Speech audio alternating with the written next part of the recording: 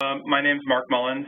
I am at Emory, and I'm tag teaming today with Dave Naeger. I wanted to say thank you for the invitation to do this topic. I think this series is really cool. And today I'm going to talk a little bit about converting teaching techniques and/or teaching portfolios into educational scholarship. Next slide, please. This is my conflict of interest slide, and I do a collaboration with Rich Dusak here at Emory on something that has RSNA GE Scholar funding. I don't think it's necessarily relevant to our topic today. Next, please. All right, so basically I'm going to do a little didactic. It hopefully will be interactive. Please submit questions via the chat line. I'm not going to be checking my feed, like email, during this, so I won't necessarily know you have questions. But then I'm certainly approachable afterwards. I'm pretty friendly, so feel free to contact me in whatever way you see fit, and I'll be glad to talk to you about this subject. Next slide, please. Some of this material is contained within a portion of the Acer Newsletter from a few years ago. This is the reference. Not everything's in there, but some of it is. So I think the Acer Newsletter is a great resource, and this is one of the articles that may be relevant to what we're talking about. Next slide, please. All right, the teacher in me says we need some learner-centered learning objectives, and I'm not going to read these to you, but just to hit the high points, I want you to be thinking about how you might be able to take teaching techniques that you currently do or that you can collaborate with someone at your place or a different place on and turn them into scholarship. I want you to be thinking about your teaching portfolio. Hopefully you already have one. If you don't have one, now's the time, get started. And if you do have one, then maybe think of going through it and figuring out how you can turn that into scholarship. And we'll talk about that a little bit. I want you to be open to opportunities. Basically, opportunities abound. And a classic story is that people go to the AUR in-person meeting and they have all sorts of great ideas and end up scribbling down a lot of stuff.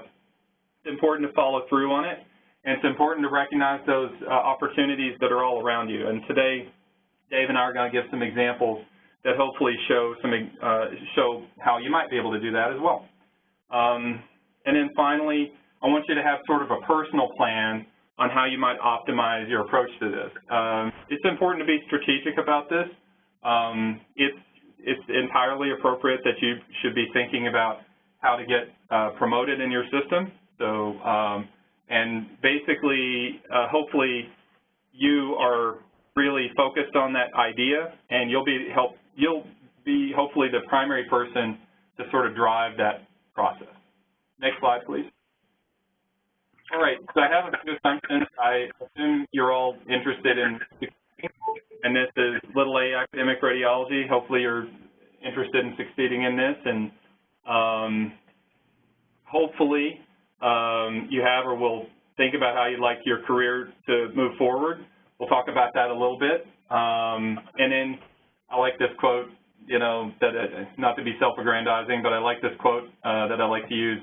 You care very much about something. Now, I like to do is to say, okay, let's take that thing that you care about and let's try to fit it under this gigantic umbrella of radiology, and usually there's some pathway to be able to do so because we have a field which can connect to, I think, practically anything. Maybe not everything, but practically anything. Next slide, please. All right, so this is where I want you to always start when you're thinking about this kind of stuff. Number one, what are you going to consider success? Are you going to look at this and say, well, I want to have one publication, or I want to have one publication in a journal that has a very high index factor, or I want to get extramural funding, or I want that extramural funding to come from a very prestigious source, or I want that funding to be so much that I'll be able to spend the majority of my time doing this, or so on and so on and so on. So it's important for you to start with what you would consider success. It's going to be hard to achieve success in your definition if you don't know what success means to you. Next slide, please. And then after you move on from yourself, then the next thing to do is to think of who you're working for, right? So your boss. So if you look at what you're doing and then your boss looks at that and thinks this is not a good use of their time, then it's just a matter of time until that breaks down, right? So that's a frustration and a conflict which you need to resolve. And so if you imagine sort of a Venn diagram approach, you kind of want to get to one circle or oval where there's complete overlap. That's kind of perfection in these two regards. But basically, that's probably never going to happen exactly, most likely. So what you're looking for, I would suggest, is to see where there's the most overlap. And it's just something to focus on. But again, that sequence is very important. Start with what you're going to consider success, and then move on to what your leader, your boss, is going to consider success. Next slide, please.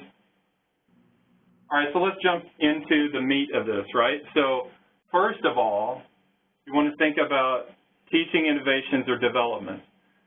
I bet many of you already have come up with fantastic ways of doing things. And the important thing in this regard is to recognize the opportunity that's there. In some cases, you may go after this in a very scientific way with an IRB application and a rigorous research methodology, but there are other pathways in terms of recognizing these kind of opportunities to create scholarship out of this, right? So one of the things I like to focus on is curricular design and reform. And there are plenty of places where you could aim in terms of communicating this kind of work. There are journals, there are websites. We'll talk about that a little bit later. But if you come up with a new curriculum, that's an opportunity, first of all, to sort of communicate it, but then also to share it with the world.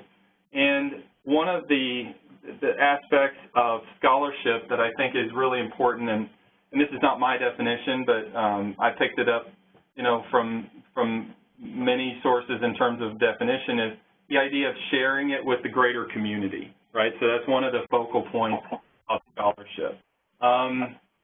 Methodology, pedagogy, development, these are similar, but can be basically refined and different. You may use mechanistic, different techniques, different mechanisms, different techniques, different teaching aids. These may be things, innovations that you've come up with that maybe others could benefit from. And this reminds me to mention that my guidepost in terms of when I decide something's worth working on towards scholarship is to think, can anybody else benefit from this? And if we at our place have encountered a situation that needs a solution, it may be that it fits, you know, into the realm of what you would share, that other places may have the same sort of challenge, and your solution might work at their place. That being said, it's important to mention as well that not all solutions work at all places. It's not that they're universal solutions. Once you get that solution, it's going to work everywhere. I don't mean to say that, but you can see how other people do it. And for those of you who've been to the AUR in-person meeting, this is sort of a core construct of the in-person meeting, and one of the things many of us, myself included, really like. Another thing, of course, is testing, and you may come up with really interesting ways of testing that may be useful to others. This is an area which seems particularly ripe for actual scientific study, right, like IRB application and the whole 9 yards. Next slide, please. One thing that eludes some people in terms of opportunity is to think about education-related administration. So if you look at the literature, you'll see a few examples of job descriptions that have been published, and I'm a co-author in one of those.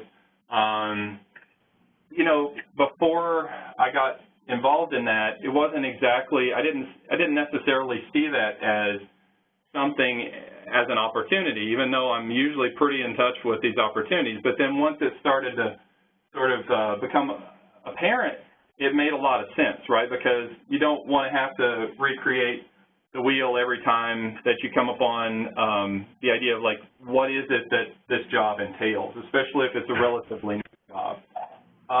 Certainly programs that you have at your place are right for figuring out, you know, how you might communicate it. You might turn that into scholarship.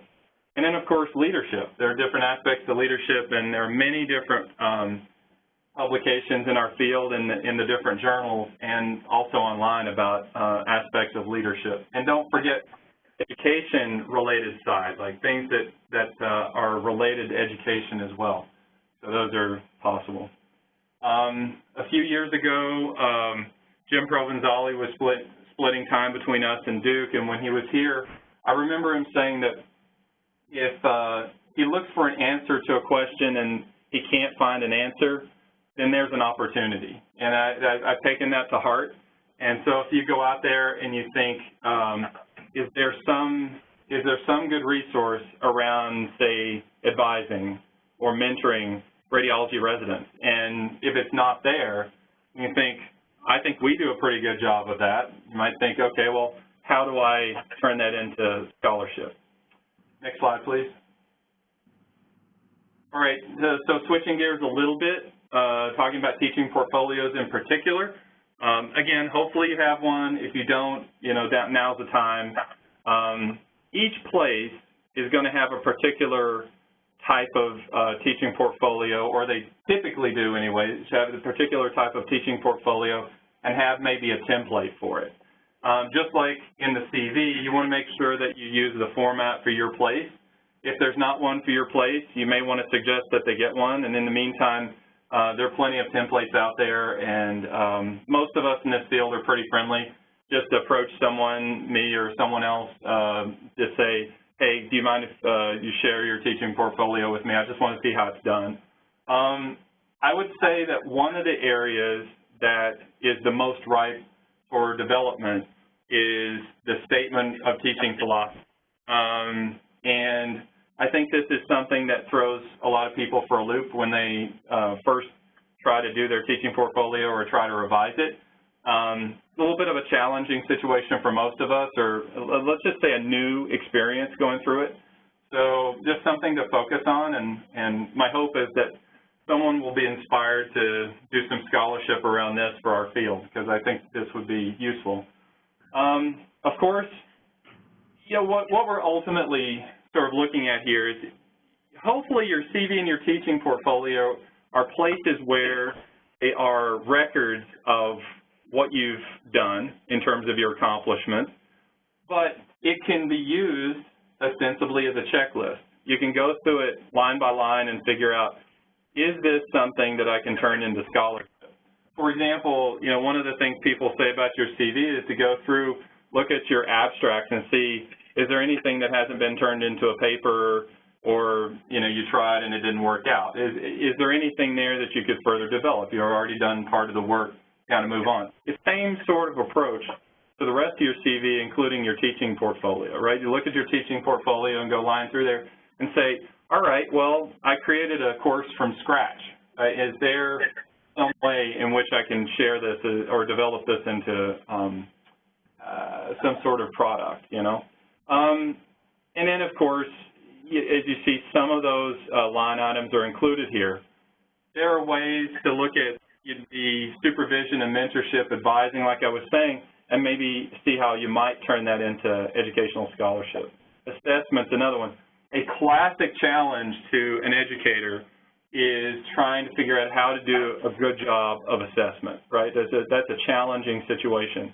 So again, I hope someone's inspired to look at that and say, okay, here's something that we do that's really good. I think it works really well. People like it. You know,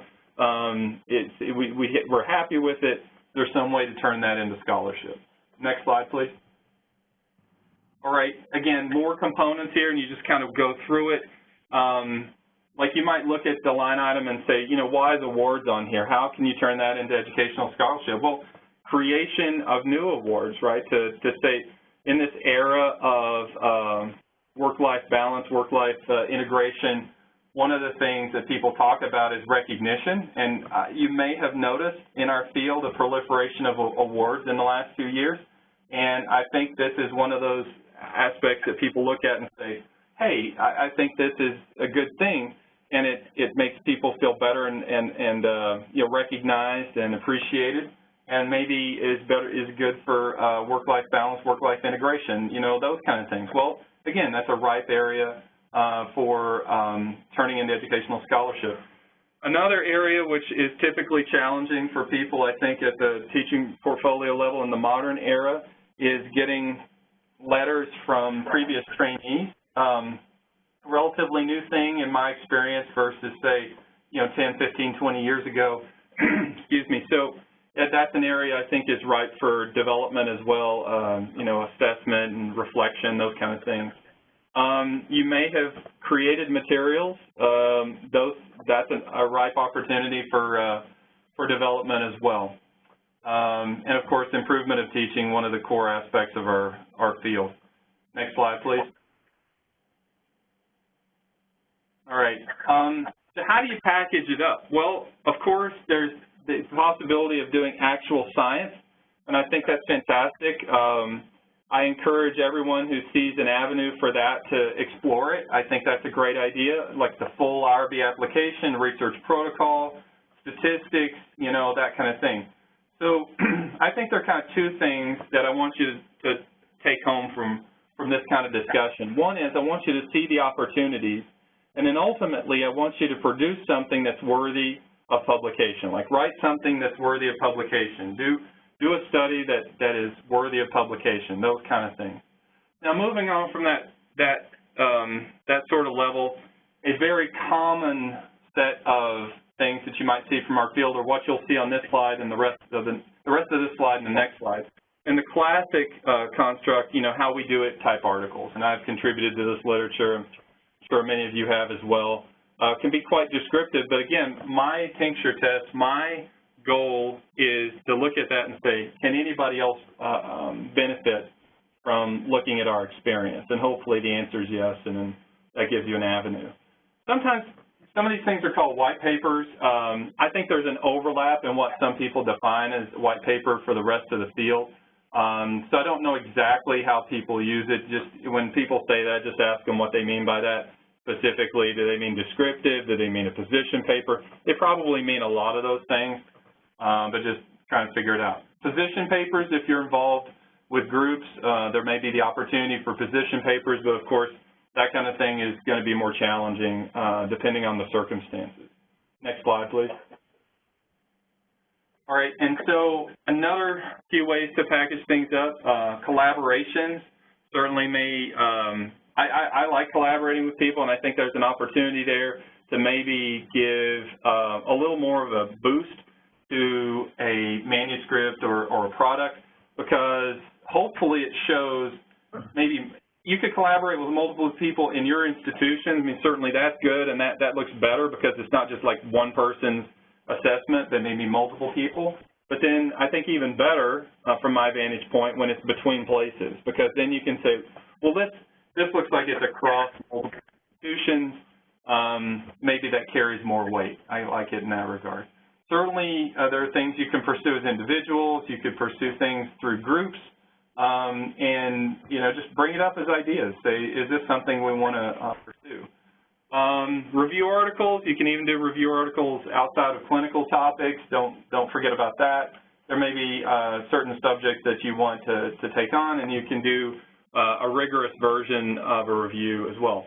And then, of course, a mainstay in our field is going to be the commentary or opinion pieces, and those can be interesting and worthwhile as well, depending on your point of view.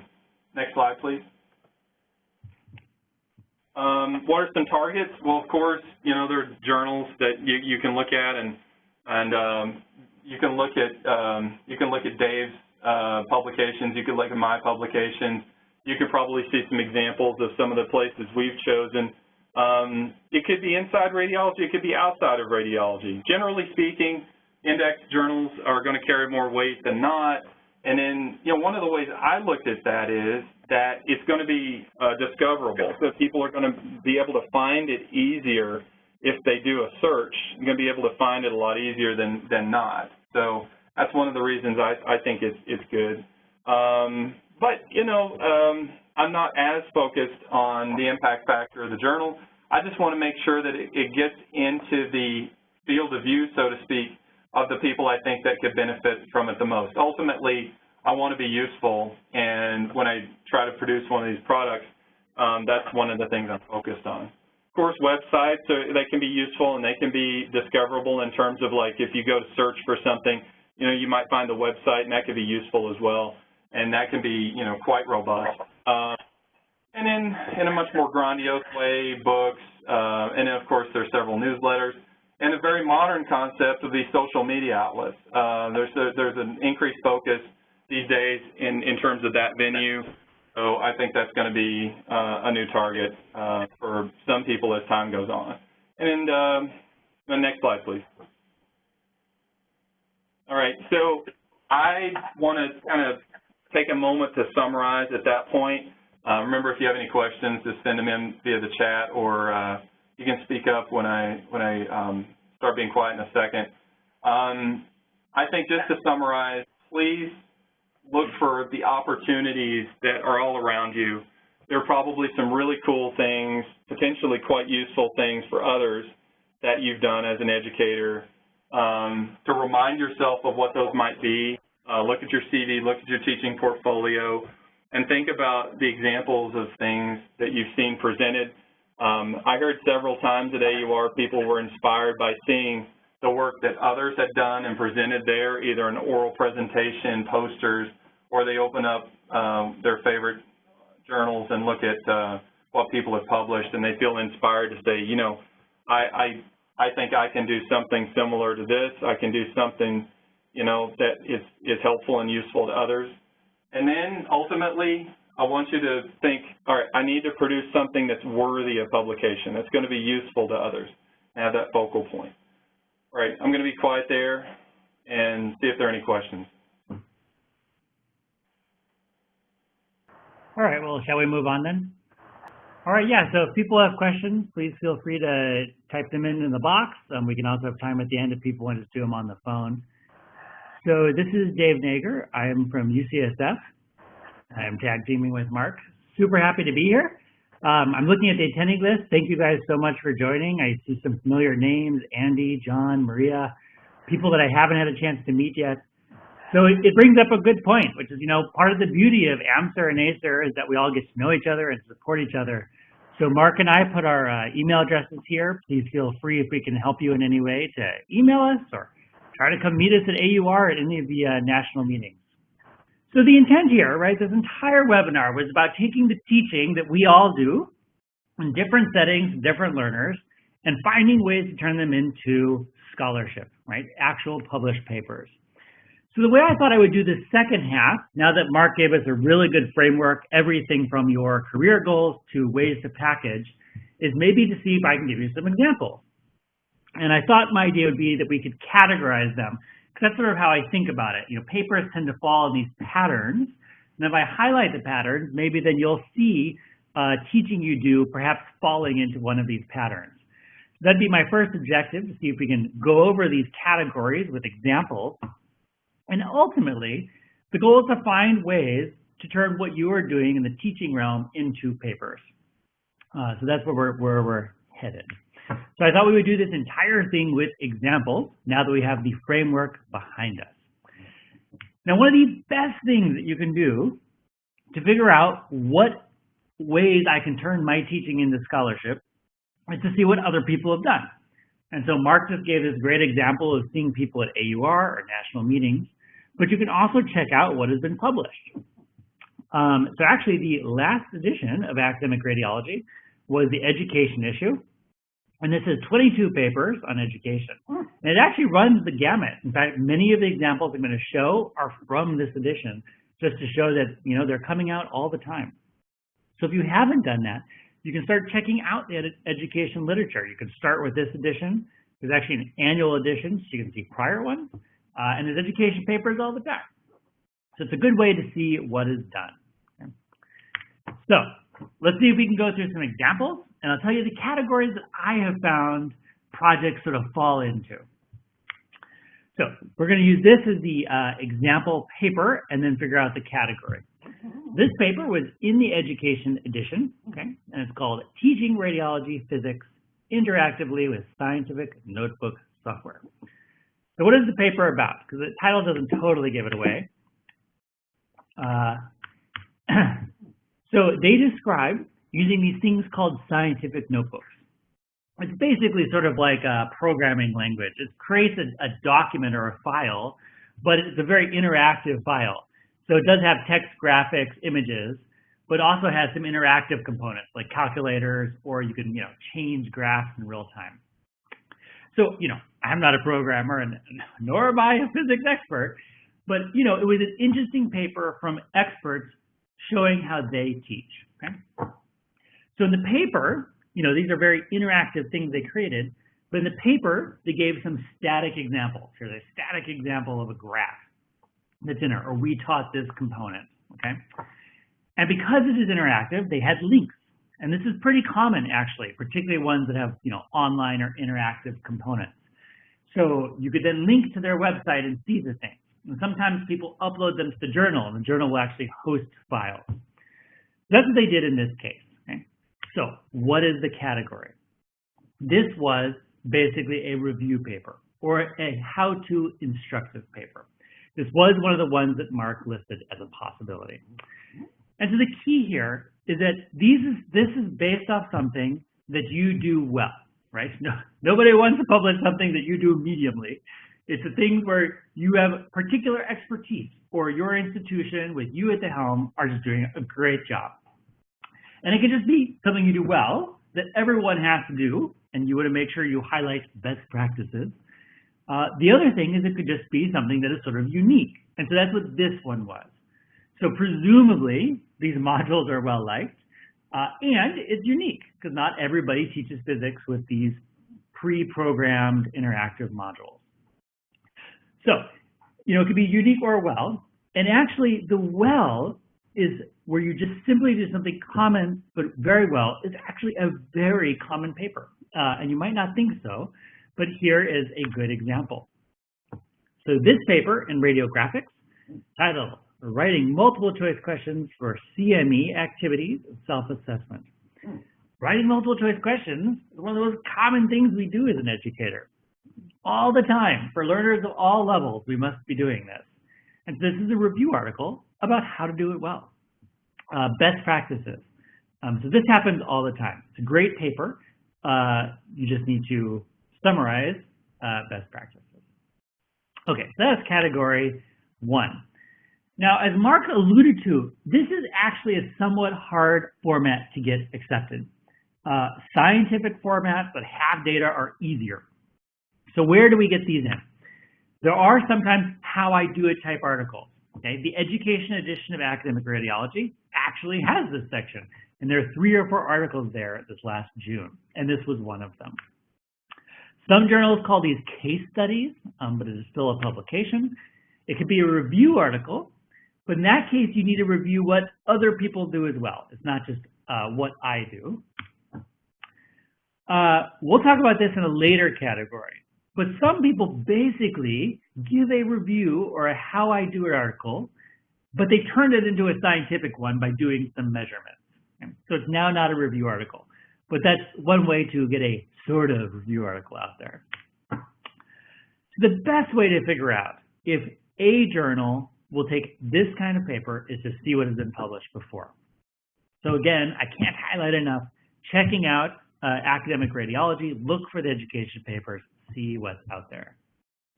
All right, that was category 1. Category 2. Here is our example paper. Okay. This is the title. It actually has these parentheses in it. It says, lack of measurable clinical or knowledge gains from resident participation in noon conference. So what did this paper do? They took attendance at conference. This was data they already had, right? They actually, you have to have conferences for ACGME. People have to go to them. To some level, people have attendance, they have recorded. And because it's an interesting idea, we're always debating whether or not how important or required it is to go, they correlated it to their own internal test results, external test results, on-call discrepancies or great call comments, the volume that each resident was dictating or doing over some period of time, and scores from rotations. And of course, the hypothesis is going to a conference should make you a better resident, right? So what do you think the paper showed?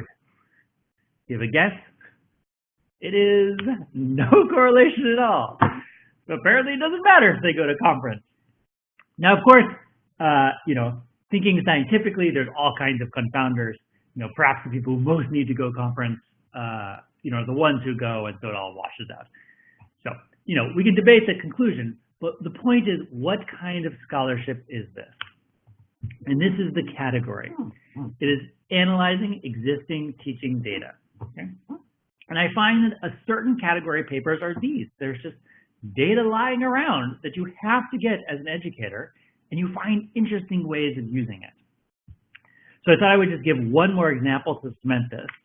This one's actually from our group. I tried to include some from our group, usually as the second example, just because I'm familiar with the thinking process. And that was exactly the thinking process here.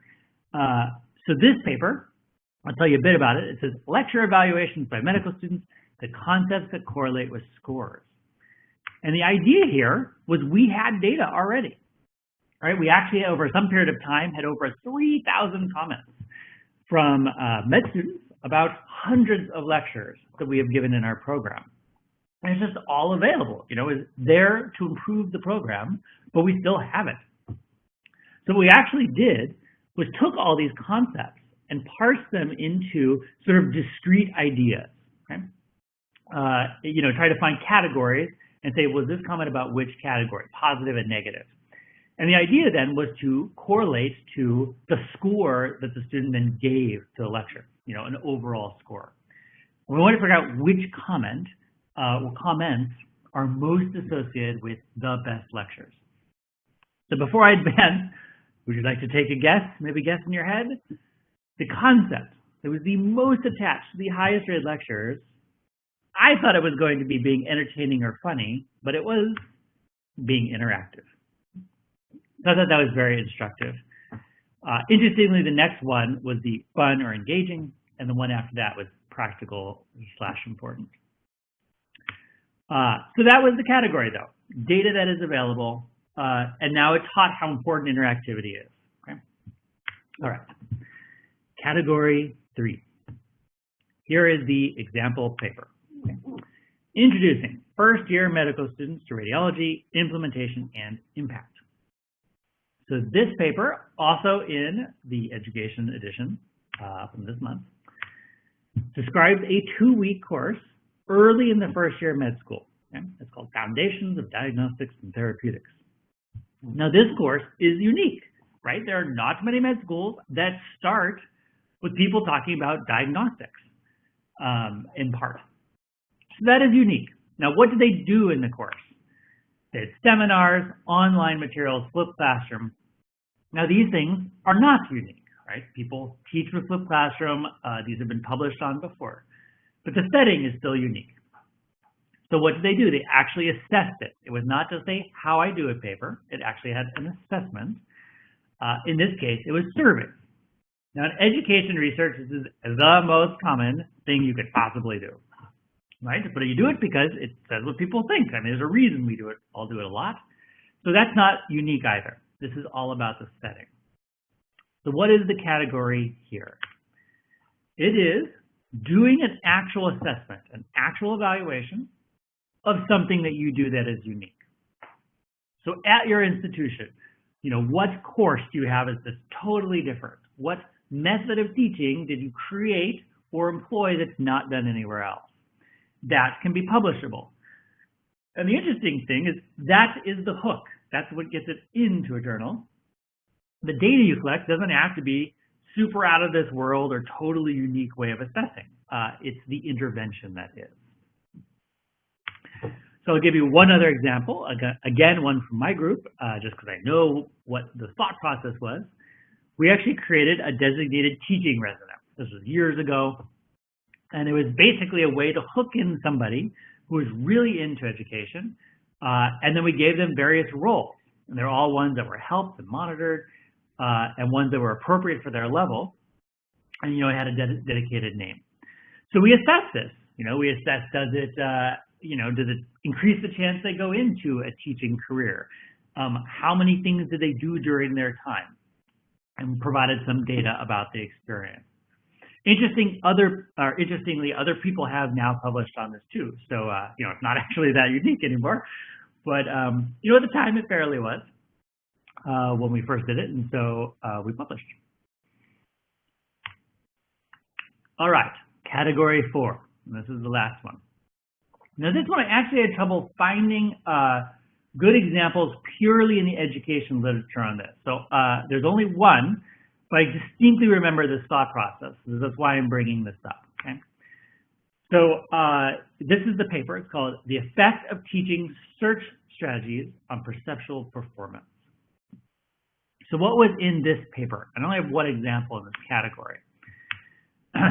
So it involved teaching search strategies. And interestingly, this is the most common thing we do, right? We're about to all get new first years in about a month. And what do? You say, this is how we look at everything on a chest x-ray, on an abdominal CT, on a head, whatever. So search strategies and teaching this is everyday, level commonality. But for the paper, there was tracking of whether or not people could learn search strategies. So they were actually taught the search strategies in a consistent way. And this one, it was based on pulmonary nodules. And the search strategy here were these two different ways that are published in the literature to look for nodules, called drilling and scanning. And it's basically whether you try to look at all of the lung on an image, or if you just focus on a portion of a lung and you go all the way from top to bottom, then a new portion all the way top to bottom. So different strategies. Most people do that top to bottom part of the lung thing, and it probably works better. But we actually taught residents, junior residents who didn't yet have strong search patterns, both of them. But the measurement was unique. There's actually this computer system that would track their scrolling to see if they're actually doing the search strategy they were taught.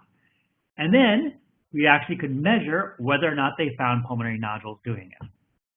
So this rigor in the measurement is what was unique, but it was of something very common. And in that way, common might sound boring and unpublishable, but it's actually great because it means everybody is doing it. And if you can find some insight there, then it's useful and interesting to lots of people. So this is the category, a unique or very rigorous way of evaluating something that is very common. Like I said, I didn't immediately see another example of this, but perhaps the best examples are, for example, in reporting. Or like some of the papers that have been out about phone calls to the reading room. How do phone calls affect people's productivity? How do people generate reports? How many errors are in reports? How about, templated reports and the effect? These kinds of things are incredibly common. And if we can come up with good measurements, and if it's in education, so it's an education paper, that would fit this category. All right, so the 4 big categories I have found teaching to scholarship end up being in are the how I do it review paper, usually just teaching how to do something really well. Analyzing existing data. What do you already have on a computer somewhere about education where you can find something interesting? A very common analysis, like surveys, of something you do that's unique. It is now a, quote, scientific sort of paper that can be published in a typical format, but hopefully in something interesting. Or a unique analysis of something that's very common, and maybe it would be broadly useful. All right, so those were a whole bunch of examples. Hopefully they gave you some ideas of ways you could create papers from the teaching that happens at your place. That is all I have. I will end the sharing so we can see your questions, and I think Mark should be able to rejoin us with microphone too. I'm here. All right. All right. Well, it sounds like we might not have any questions, which is fine. This webinar will be or has been recorded. It will be posted soon if there's any part you want to see again. Mark and my email addresses are also readily available on the web. Please email us if there's anything we can help with. All right, well, if I think that's it, then thank you all for joining, and I hope everyone has a great day.